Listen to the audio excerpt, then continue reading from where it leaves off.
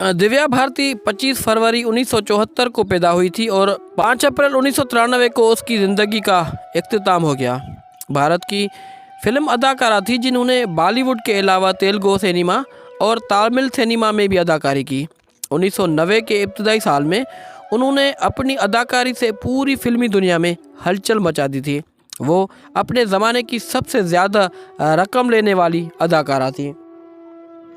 उन्होंने नौजवानी में अपने फिल्म कैरियर का आगाज़ किया। उनकी पहली फिल्म वेंकटेश के साथ रोमानवी फिल्म थी।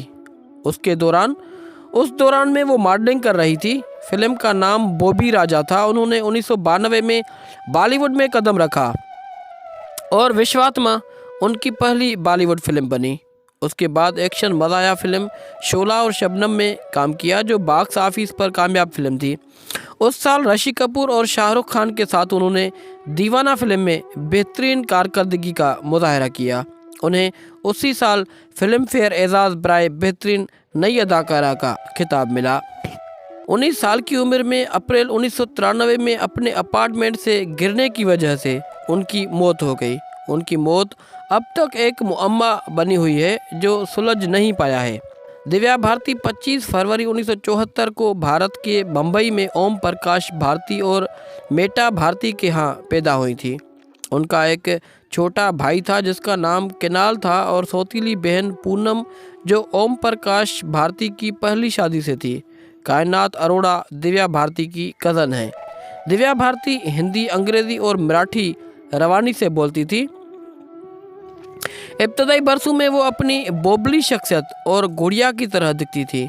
उन्होंने मुंबई के जोहू के मांके जी कोपर हाई स्कूल से तालीम हासिल की। भारतीय स्कूल में एक आम तालिब इल्म की तरह थी और उन्होंने अदाकारी के कैरियर को आगे बढ़ाने से पहले 9 तक तालीम मुकम्मल की थी। दिव्या भारती ने शोला और शबनम की फिल्मबंदी के दौरान में गोविंदा के ज़रिए डायरेक्टर प्रोड्यूसर साजिद नाडियावाले से मुलाकात की और उन्होंने 10 मई 1992 को शादी की।